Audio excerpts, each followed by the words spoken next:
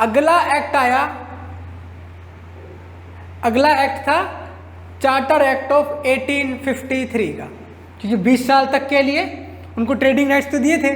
तो अगला आया 1853 का चार्टर एक्ट।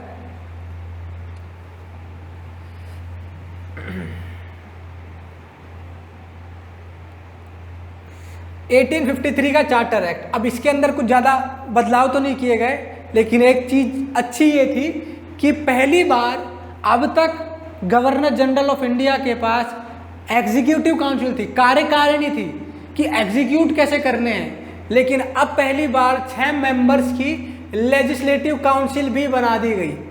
मतलब विधायिका का काम अलग कर दिया गया, अलग मेंबर चुने जाएंगे। अब विधायिका के लिए कानून बनाने के लिए लेजिस्लेचर के लिए नया काउंसिल ही बना दी गई। मतलब एग्जीक्यूटिव और लेजिस्लेटिव फंक्शंस दोनों अलग कर दिए गए। ओपन कंपटीशन चालू किया गया कि जितना भी अब पेपर होंगे सिविल सर्विसेज के, जो भी भर्ती होगी कर्मचारियों की, वो ओपन होगी, सबके लिए खुली जाएंगी, चाहे वो इंग्लैंड से हो या भारत से हो, सबके लिए खुली जाएंगी। कम से कम एक्ट में तो ये लिखा था, असलियत में ऐसा कुछ नहीं था, लेकिन एक्ट में लिख दिया कि ओपन कंपटीशन होगा, सब भाग लीजिए, आइए। अब ओपन कंपटीशन समझिए, इंग्लैंड के अंदर हो रहा है एग्जाम, इंग्लिश में हो रहा है एग्जाम। इंडियंस कहाँ जाएंगे इंग्लैंड में एग्जाम देने, वो भी इंग्लिश में लिखने के लिए। और उम्र देखोगे तो 21-22 साल तक ये एज लिमिट हुआ करती थी उस टाइम पर। तो इतने से उम्र के लिए आप इंग्लैंड में जाओगे इंग्लिश में 21-22 साल की उम्र में, उस टाइम पर 1850 के आसपास। तो ओपन कंपटीशन सिर्फ कागजों में था, वैसे कुछ नहीं था। और एक चीज़ और कि जो ईस्ट इंडिया कंपनी थी उसके ट्रेडिंग राइट्स तो बढ़ा दिए गए, लेकिन अब टाइम नहीं बताया कि 20 साल है या 20 महीने हैं या 20 दिन है। मतलब कि ब्रिटिश गवर्नमेंट को ये समझ में आ चुका था कि ईस्ट इंडिया कंपनी के दिन पूरे हो चुके हैं, अब इसको कभी भी ख़त्म किया जा सकता है, इसलिए टाइम स्पेसिफाई किया ही नहीं 1853 के अंदर। अब तक 20-20 साल कर रहे थे, यहाँ पे टाइम नहीं बताया। जो हो चुका था 1858 में आकर ख़त्म ईस्ट इंडिया कंपनी का टाइम, क्योंकि यहाँ से स्टार्ट होता है क्राउन रूल, राजा का रूल। जो राजा या रानी थे उनका रूल चालू होता है। अब 1857 की हुई क्रांति, उसके बाद पूरा का पूरा तख्ता पलट हो गया, ईस्ट इंडिया कंपनी को ख़त्म कर दिया गया और राजा के अंदर आ गया, क्राउन के अंदर आ गया पूरा का पूरा प्रशासन। बड़े बदलाव किए, क्या किए गए? It ended the east India company and transfer the powers of east India company के जो पावर्स थे वो सब कहाँ चले गए? ब्रिटिश क्राउन के हाथ में। अब वो जो सा चाहेंगे वैसा होगा, इसका मतलब है ब्रिटिश गवर्नमेंट के हाथ में। जो इंडियन टेरिटरी अब तक ईस्ट इंडिया कंपनी की टेरिटरी कहा जाता था, अब वो गवर्न की जाएगी ब्रिटेन की क्वीन के नाम पर। जो महारानी होगी इंग्लैंड की, उनके नाम पर उनको गवर्न किया जाएगा, उन पर प्रशासन चलाया जाएगा। अब तक जिनको गवर्नर जनरल ऑफ इंडिया कहा जा रहा था, उनको अब कहा जाएगा वाइसरॉय ऑफ इंडिया। अब दोनों में अंतर क्या है? गवर्नर जनरल ऑफ इंडिया और वाइसरॉय में अंतर क्या है? गवर्नर जनरल ऑफ इंडिया वो पद है जो भारत के लिए बनाया गया था, कि जो बंदा भारत में है और भारत को के एडमिनिस्ट्रेशन को देख रहा है, उसको हम कहेंगे governor general of India. Bharat के एडमिनिस्ट्रेशन को जो देख रहा है भारत में रहकर, वो है गवर्नर जनरल ऑफ इंडिया। और वाइसरॉय हम कहेंगे रिप्रेजेंटेटिव को, इंग्लैंड का रिप्रेजेंटेटिव, इंग्लैंड की महारानी का जो रिप्रेजेंटेटिव होगा भारत में, उसको हम कहेंगे वाइसरॉय। तो अब ये वाली पोस्ट और वाइसरॉय की पोस्ट दोनों एक ही बंदे को दे दी गई। वो थे जो पहले वाइसरॉय बने देश के, वो थे Lord Canning, first viceroy of India. Lord Canning पहले वाइसरॉय थे। याद रखिएगा, लॉर्ड विलियम बेंटिक पहले गवर्नर जनरल ऑफ इंडिया थे और लॉर्ड वॉरेन हेस्टिंग्स पहले गवर्नर जनरल ऑफ बंगाल थे, और पहले वाइसरॉय हैं लॉर्ड कैनिंग। और जो सिस्टम था बोर्ड ऑफ कंट्रोल का, कोर्ट ऑफ डायरेक्टर्स का, ये सब खत्म कर दिया गया। कोई बोर्ड ऑफ कंट्रोल नहीं है, कोई कोर्ट ऑफ डायरेक्टर नहीं है, सब खत्म कर दिया गया। नया ऑफिस खोला गया, secretary of state for India का एक नया ऑफिस खोला गया, जिसको 15 मेंबर्स की काउंसिल दी गई मदद करने के लिए, असिस्ट करने के लिए। मतलब कि अब जितने भी ये बोर्ड थे सब खत्म, एक नया पोस्ट है secretary state of India, secretary of state for India. ये बंदा होगा ब्रिटिश कैबिनेट का मेंबर, जो ब्रिटेन की पार्लियामेंट है उसकी जो कैबिनेट होगी उसका मेंबर होगा ये कैबिनेट का, कोई ना कोई मंत्री होगा कैबिनेट का, उसको बना दिया गया secretary of state for India. ये viceroy governor general of India के पद के ऊपर था, ये खारिज कर सकता था जो भी कानून यहाँ बनाए जा रहे हैं उसको भी खारिज कर सकता था ये बंदा। और ये डायरेक्ट रिप्रेजेंटेटिव था ब्रिटिश पार्लियामेंट का, कि ब्रिटेन की पार्लियामेंट को हम देंगे जवाब। तो मोटा मोटा 1858 में क्या हुआ, जो गवर्नर जनरल ऑफ इंडिया की पोस्ट थी वो ख़त्म कर दी गई, नया पोस्ट आया वाइसरॉय ऑफ इंडिया। पहले वाइसरॉय बनाए गए लॉर्ड कैनिंग बने पहले वाइसरॉय। जो ईस्ट इंडिया कंपनी थी उसको ख़त्म किया गया, सारा का सारा राजतंत्र प्रजातंत्र जो भी शासन था वो सारा चला गया ब्रिटेन की महारानी के पास। जितने भी इंडिया में टेरिटरी थी अब उनके नाम पे गवर्न की जाएगी, उनके नाम पर प्रशासन चलेगा इंडिया के अंदर। मोटा मोटा ये था। और एक नई पोस्ट बनाई गई secretary of state for India की, भारत के प्रशासन को देखने के लिए 1857 की क्रांति के बाद। उसके बाद आया 1861 का काउंसिल्स एक्ट। 1858 में आया था गवर्नमेंट ऑफ इंडिया एक्ट। इसको एक और नाम दिया गया था act for good government in India, act for good government in India, ये भी नाम था इस एक्ट का। लेकिन सिंपल में बता रहे हैं गवर्नमेंट ऑफ इंडिया एक्ट 1858, अगर पेपर में आता है तो ये भी आ सकता है और वो भी आ सकता है। Mostly government of India act 1858 आता है। तो 1861 का आया Indian councils act. Lord Canning को वाइसरॉय बना दिया है। 1857 की क्रांति के बाद ईस्ट इंडिया कंपनी खत्म हो चुकी है, तो बड़े बदलाव क्या किए गए, अब भारतीयों को प्रशासन में लाया जाना था, इंडियंस को एडमिनिस्ट्रेशन में इन्वॉल्व किया जाना था। क्योंकि 1857 की क्रांति से समझ में आ गया था ब्रिटिशर्स को कि हमको कुछ ना कुछ तो उनको देना होगा, नहीं तो नहीं बचेंगे हम, कुछ ना कुछ तो देना होगा। अब जो आर्मी थी, मिलिट्री थी, उसके भी कास्ट बेस्ड रेजिमेंट बनाए गए। 1861 से के बाद से कास्ट बेस्ड रेजिमेंट बने। जितने भी आप ये रेजिमेंट देखोगे, जो भी गोरखा रेजिमेंट, राजपुताना रेजिमेंट, महर रेजिमेंट, जितनी भी ये रेजिमेंट थी, मद्रास रेजिमेंट, ये इसके बाद से चालू हुई। इसके बाद से रीजनल आपको आइडेंटिटी देने लगे कि अगर कल को फिर दंगा हो तो मद्रास रेजिमेंट में इतना हो कि हमारे साथ रहे, या फलाना ढिमकाना रेजिमेंट हमारे साथ में रहे, इसीलिए ये देने लगे। और सुपीरियर कास्ट को ही रखने थे। जैसे जो 1857 के दंगे हुए थे, मतलब रिवॉल्ट हुए थे, उसके अंदर जो गोरखा, सिख, जो रेजिमेंट के सैनिक थे, उनको ही ये आर्मी में लेते थे, मिलिट्री में रहते थे, और उनको कास्ट बेस्ड कर दिया गया। उससे पहले सब पूरी मिलिट्री एक ही थी, अब कास्ट बेस्ड कर दिया गया उनको एक आइडेंटिटी देने के लिए कि भाई तुम्हारी ये आइडेंटिटी है और तुम हमारे लॉयल रहोगे, ब्रिटिशर्स के लॉयल रहोगे, हमारे वफादार रहोगे।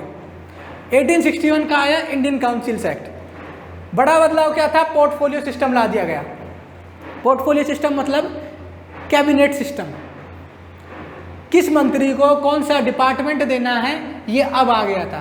पहले तो सब के सब अंधाधुंध चल रहे थे, लेकिन कैनिंग ने क्या किया, लॉर्ड कैनिंग ने, कि सबको अपना अपना डिपार्टमेंट बांट दिया।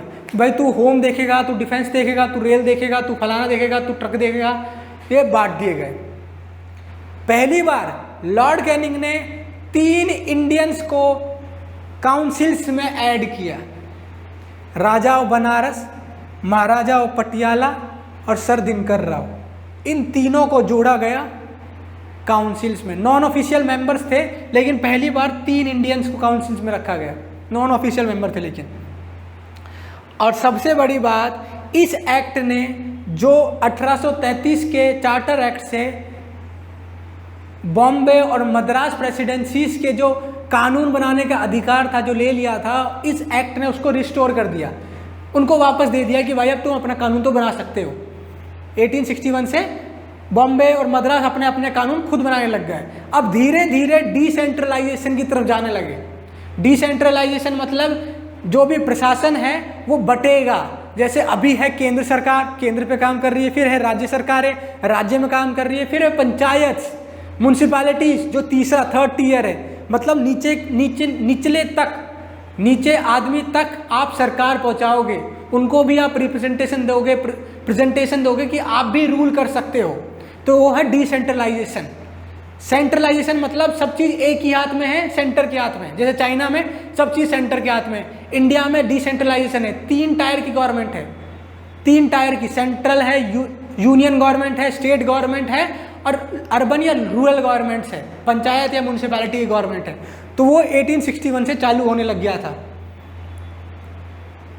अगला एक्ट आया इंडियन काउंसिल्स एक्ट के बाद, अगला एक्ट था इंडियन काउंसिल्स एक्ट ऑफ 1892 का। 1892 का अगला काउंसिल्स एक्ट आया। इतना इंपॉर्टेंट ये है नहीं, इसके अंदर कुछ नहीं था, मेंबर्स और जोड़ दिए गए। लेजिस्लेटिव और एग्जीक्यूटिव काउंसिल जो थी वाइसरॉय की, उसके अंदर और मेंबर जोड़ दिए गए। जो लेजिस्लेटिव काउंसिल्स के मेंबर हुआ करते थे उनको बोलने का अधिकार दे दिया बजट पर, कि आप बजट पर डिस्कस कर सकते हो, सवाल पूछ सकते हो, इतना अधिकार दिया। क्योंकि उससे पहले उनको अधिकार ही नहीं था पूछने का। बजट आएगा, रखा जाएगा और पास हो जाएगा, आप पूछ ही नहीं सकते क्या है बजट में, कैसा है बजट में। अब अधिकार दे दिया गया कि आप डिस्कस तो कर सकते हो एटलीस्ट। 1892 के काउंसिल्स एक्ट से। बड़ा एक्ट था 1909 का काउंसिल्स एक्ट, जिसको हम मोरले मिंटो रिफॉर्म्स भी कहते हैं। क्यों? क्योंकि जो लॉर्ड मोरले थे वो थे secretary of state for India, और मिंटो जो थे, लॉर्ड मिंटो टू, वो थे वाइसरॉय ऑफ इंडिया। ये थे वाइसरॉय, ये थे सेक्रेटरी ऑफ स्टेट। तो इन दोनों का जो रिफॉर्म्स था उसको कहा गया 1909 का इंडियन काउंसिल्स एक्ट। पहली बार लॉर्ड मिंटो ने अपॉइंट किया सत्येंद्र प्रसाद सिन्हा को। पहली बार किसी इंडियन को वाइसरॉय की एग्जीक्यूटिव काउंसिल में ऐड किया गया। अब तक लेजिस्लेटिव काउंसिल में चल रहा था, एग्जीक्यूटिव काउंसिल मतलब एक तरह से आपको मिनिस्टर बना दिया कैबिनेट का। तो पहला जो बंदे थे, जो पहले इंडियन थे, वो थे एसपी सिन्हा, सत्येंद्र प्रसाद सिन्हा। या नाम जरूर याद रखना। पहले इंडियन जो एग्जीक्यूटिव काउंसिल के मेंबर बने। और पहली बार देश के अंदर सेपरेट इलेक्टोरेट लाया गया मुस्लिम्स के लिए। याद रखिएगा 1909 में आया था ये कानून, और 1906 के आसपास मुस्लिम लीग बन चुकी थी, 1906 के आसपास। तो मुस्लिम लीग ने परस्यू किया, दबाव डाला सरकार पे कि हमको सेपरेट इलेक्टोरेट दो। अब इसका मतलब क्या है? सेपरेट इलेक्टोरेट का मतलब क्या है? सेपरेट इलेक्टोरेट मतलब कुछ कॉन्स्टिट्यूएंसीज, कुछ क्षेत्र सिर्फ मुस्लिम्स के लिए ही रिजर्व कर दिए गए, कि यहां पर सिर्फ कोई मुस्लिम कैंडिडेट ही जीत सकता है, लड़ सकता है। ए और बी, मान लीजिए 2 है कॉन्स्टिट्यूएंसीज, 2 है क्षेत्र जहां पे चुनाव होंगे, इसको रिजर्व कर दिया गया मुस्लिम्स के लिए, और ये था ओपन सबके लिए। तो यहां पर सेपरेट इलेक्टोरेट के बाद सिर्फ कोई मुस्लिम ही इस बंदे को वोट कर सकता है, दूसरी पब्लिक कर ही नहीं सकती वोट। लेकिन यहां पर कोई भी फलाना ढिमकाना या XY कैंडिडेट खड़ा हुआ है तो पूरी पब्लिक कर सकती है। ऐसा नहीं सिर्फ मुस्लिम कर सकते हैं या दूसरे धर्म के कर सकते हैं, सब कर सकते हैं वोट। तो इसलिए मुस्लिम्स को यहाँ पे सेपरेट इलेक्टोरेट दिया गया कि मुस्लिम्स को अब थोड़ा रिप्रेजेंटेशन मिलेगा, क्योंकि मुस्लिम्स खड़ा होगा और मुस्लिम ही वोट करेंगे। तो सेपरेट इलेक्टोरेट कर दिए गए, यहाँ पे सिर्फ मुस्लिम्स ही वोट करेंगे, खड़ा कोई भी हो मुस्लिम्स ही वोट करेंगे, सेपरेट इलेक्टोरेट दे दिया गया 1909 के बाद। तो तो ये सारी चीज़ें इंपॉर्टेंट हैं, पार्लियामेंट्री रिफॉर्म्स, एसपीसीना और सेपरेट इलेक्टोरेट 1909 में। फिर आया 1919 का गवर्नमेंट ऑफ इंडिया एक्ट, जिसको दूसरा नाम था Montagu Chelmsford reforms. Montagu secretary of state for India थे और चेम्सफोर्ड लॉर्ड चेम्सफोर्ड वाइसरॉय हुआ करते थे। तो दोनों के जो रिफॉर्म्स थे वो लाए गए थे इसके बाद।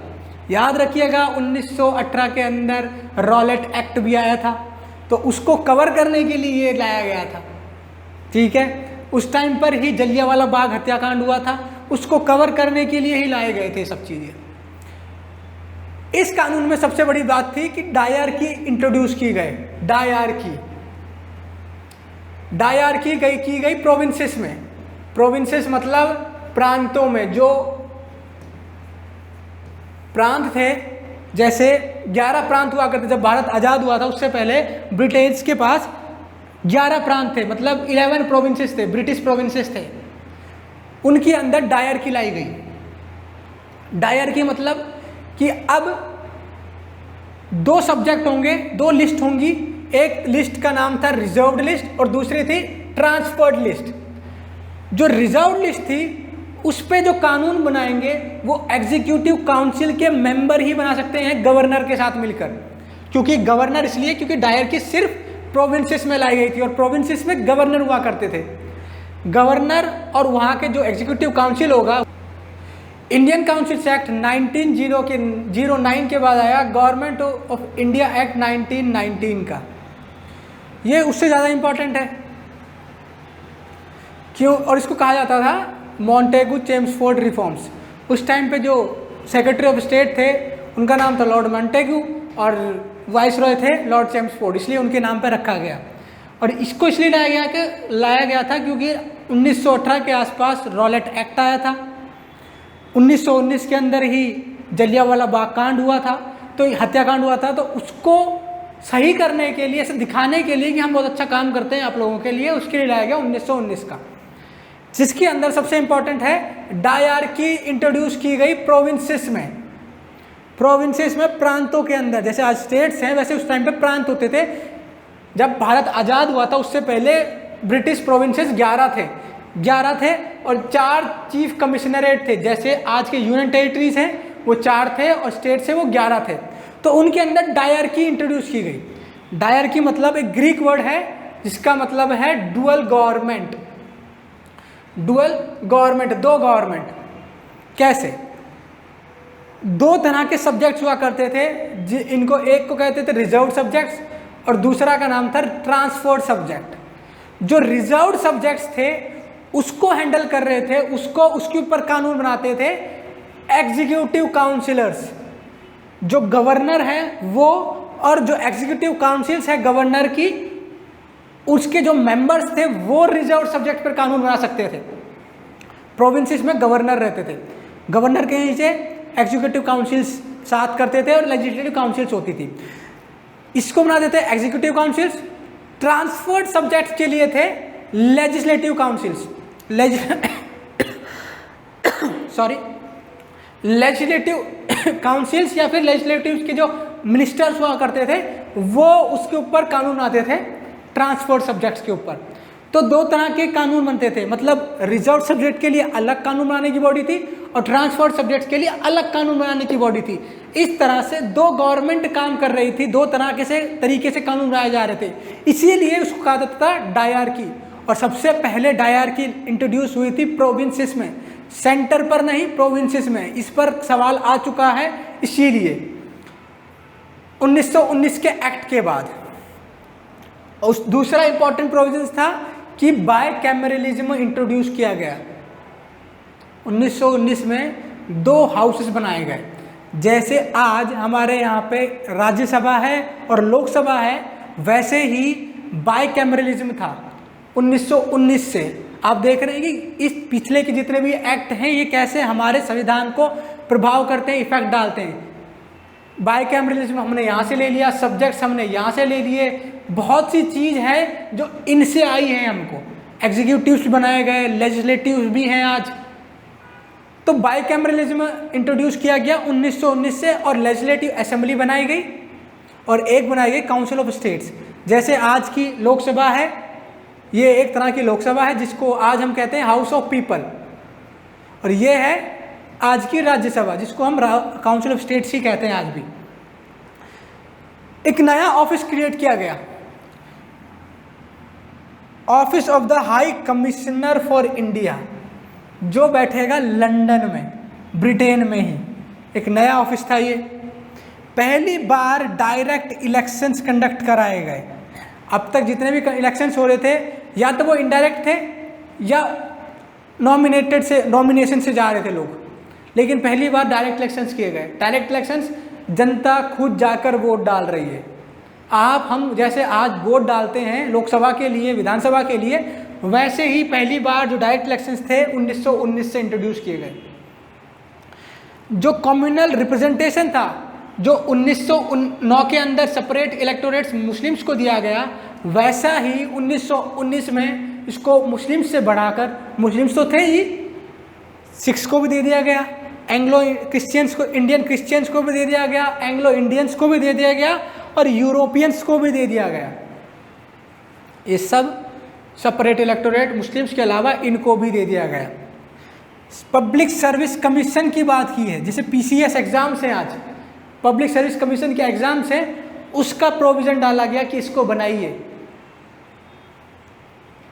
सब बजट्स अलग कर दिए गए, अलग अलग बजट कर दिए गए, प्रोविंसेस के अलग बजट और सेंट्रल गवर्नमेंट के अलग बजट। एक टाइम था जब प्रोविंसेस के पास कानून बनाने की अधिकार नहीं था। 1833 में याद कीजिए, कानून बनाने का अधिकार ले लिया गया था। 1919 आते आते बजट बनाने तक का अधिकार दे दिया गया कि आप अपना अलग बजट बना सकते हो।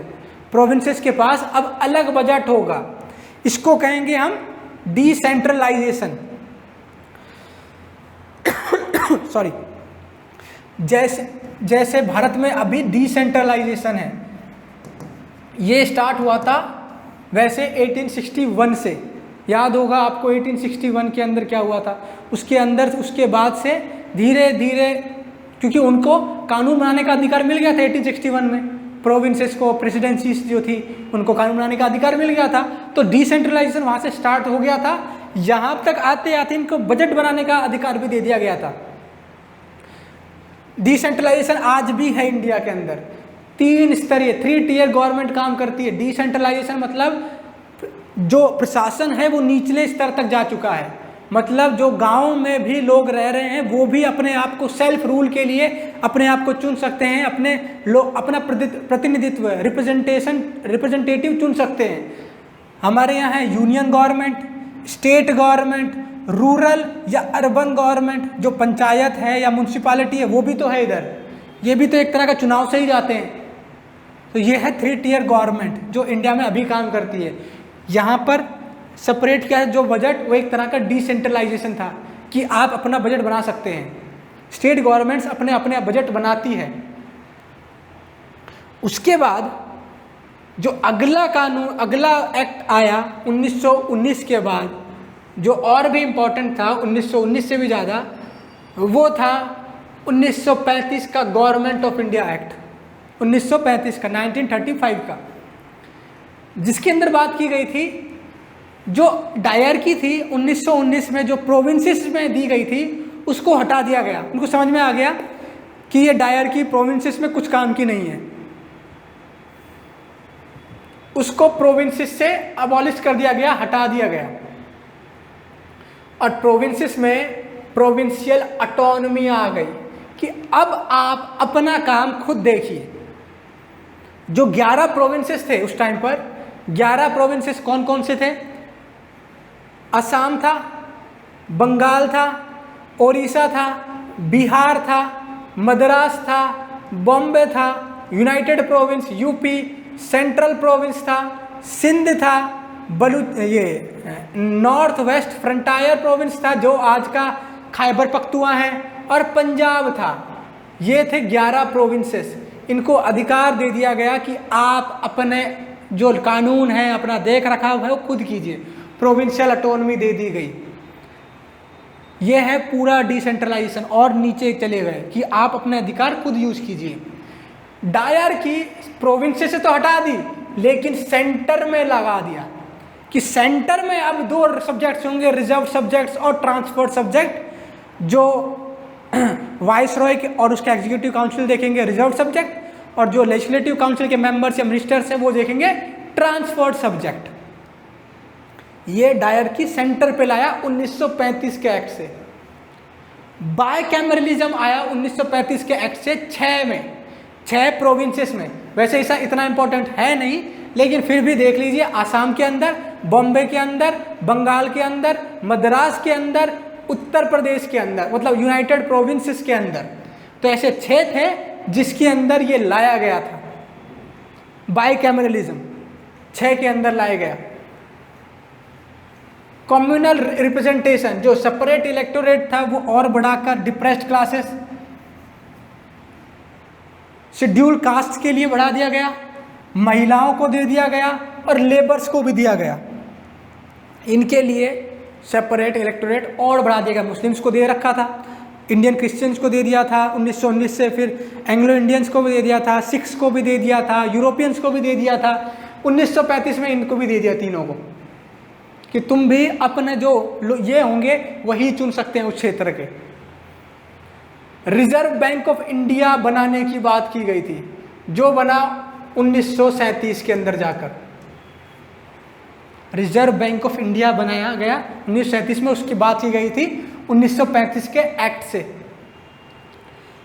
फेडरल कोर्ट बनाने की बात की गई, sorry, reserve bank of India बनाया था 1934 में, फेडरल कोर्ट बनाया गया था 1937 में।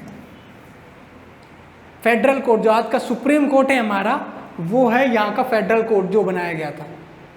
1937 में बनाया था फेडरल कोर्ट और 1934 में बनाया गया था रिजर्व बैंक ऑफ इंडिया। तो ये था 1935 का एक्ट। मोटी मोटी बातें जो ये एक चीज़ और बनाई गई थी कि ऑल इंडिया फेडरेशन बनाने की बात की गई थी 1935 के एक्ट से। ऑल इंडिया फेडरेशन जिसके अंदर प्रोविंसेस भी हों और प्रिंसली स्टेट्स भी होंगे, साथ में मिलके एक यूनिट बनाएंगे। लेकिन ये कामयाब नहीं हुआ क्योंकि प्रिंसली स्टेट्स ने ज्वाइन ही नहीं किया फेडरेशन को, तो ये कामयाब नहीं हुआ।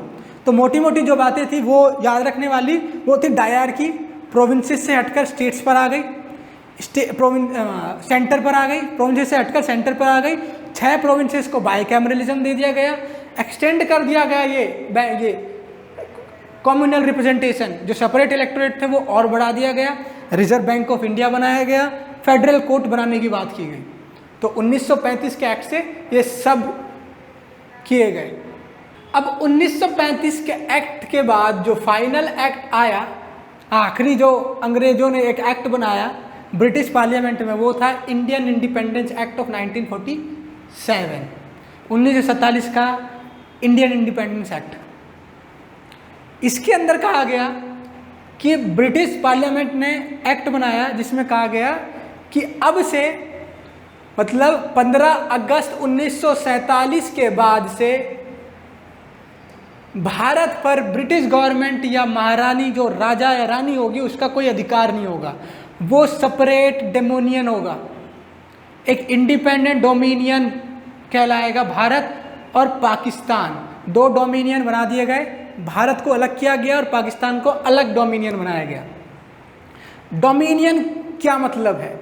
डोमिनियन स्टेटस मिला, डोमिनियन कहलाया गया भारत आज़ादी के बाद। क्यों? क्योंकि याद कीजिए, अगर हिस्ट्री में पढ़ा हो तो 1929 के लाहौर सेशन के बाद, लाहौर कांग्रेस का लाहौर जो सेशन था उसके बाद, जिसको प्रेसाइड कर रहे थे, जिसको चेयर कर रहे थे जवाहरलाल नेहरू, उसके बाद कांग्रेस का एजेंडा था कि हमको पूर्ण स्वराज चाहिए, डोमिनियन स्टेटस हमको चाहिए ही नहीं। डोमिनियन स्टेटस मतलब भारत का जो भी स्टेट होगा, मतलब हेड ऑफ स्टेट होगा, वो भारतीय नहीं होगा। डोमिनियन का मतलब था कि वो इंग्लैंड की महारानी होगी जो हेड ऑफ स्टेट होगा। अभी हमारा डोमिनियन, अभी हम रिपब्लिक हैं, गणतंत्र है, लेकिन 3 साल के लिए 15 अगस्त 1947 से लेकर 26 जनवरी 1950 तक हम डोमिनियन स्टेटस के अंदर थे, क्योंकि हमारा जो हेड ऑफ स्टेट था, पूरे देश के जो हेड थे आज हमारे राष्ट्रपति हैं, लेकिन इस बीच में कोई राष्ट्रपति था ही नहीं। तो हमने डोमिनियन स्टेटस इसलिए ले लिया क्योंकि हमको भी लगा कि जल्दी से जल्दी, क्योंकि पार्टीशन के टाइम पर बहुत ज़्यादा कत्लेआम हो रहा था, बहुत लोग मारे जा रहे थे धर्म के नाम पर, तो उसको बचाने के लिए डोमिनियन स्टेटस ले लिया। कुछ भी मिले वो लेना पड़ा, डोमिनियन स्टेटस लिया। और हमने जो हेड ऑफ स्टेट था वो हो गया महारानी, जो इंग्लैंड की रानी या राजा थे वो हमारे हेड बन गए। तो 26 जनवरी 1950 को जाकर हमारा डोमिनियन स्टेटस खत्म हुआ, हम बने रिपब्लिक, क्योंकि डॉक्टर राजेंद्र प्रसाद जी को हमने हमारा राष्ट्रपति चुन लिया। तो उस दिन से हम रिपब्लिक हो गए। हमने डोमिनियन, और पाकिस्तान 1956 तक डोमिनियन स्टेटस के अंदर था, क्योंकि उसका संविधान ही नहीं बना था। हमारा संविधान 26 जनवरी को लागू हो गया था, उनका 1956 तक तो बना ही नहीं था। तो हमने क्या किया, 1947 के बाद भारत और पाकिस्तान 2 डोमिनियन बन गए, सेपरेट डोमिनियन। 1947 के एक्ट ने वाइसरॉय का जो ऑफिस था वो खत्म कर दिया, वापस से गवर्नर जनरल बनाए गए, और उसको अपॉइंट करेगा ब्रिटेन का किंग और या क्वीन। याद है डोमिनियन स्टेटस के अंदर हैं हम अभी, तो जो हेड ऑफ स्टेट होगा वो आज भी क्वीन या किंग ही होंगे, मतलब उस टाइम पर क्वीन होगा या किंग ही होगा, राजा या रानी होगी। तो ये अपॉइंट करेगा गवर्नर जनरल, लेकिन कैबिनेट की मंजूरी लेने के बाद। कैबिनेट तो बन चुकी थी ना, फ्री इंडिया की कैबिनेट बन चुकी थी हमारे देश में, फ्री इंडिया की कैबिनेट तो बन चुकी थी। भारत आज़ाद होने के बाद प्रधानमंत्री जवाहरलाल नेहरू बन चुके थे। तो इसकी जो ये रिकमेंडेशन देंगे, उसके रिकमेंडेशन पे गवर्नर जनरल चुना जाएगा, और उसको चुनेगा ब्रिटेन की रानी या राजा। डोमिनियन 2 बन चुके हैं।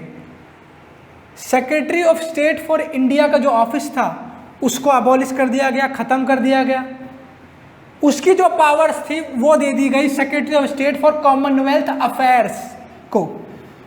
कॉमनवेल्थ गेम्स सुने हैं नाम, जैसे कॉमनवेल्थ उन कंट्रीज को कहते थे जो किसी टाइम पर ब्रिटेन की कॉलोनीज थी, तो उन कॉलोनीज को कॉमनवेल्थ कहा जाता था, और उन कॉलोनीज के बीच में ही कॉमनवेल्थ गेम्स कराए जाते थे। लेकिन अब ऐसा नहीं है, कॉमनवेल्थ गेम्स में सिर्फ ब्रिटेन कॉलोनीज हैं, और भी देश हैं जो ब्रिटेन की कॉलोनी नहीं है लेकिन फिर भी कॉमनवेल्थ गेम्स का पार्ट हैं।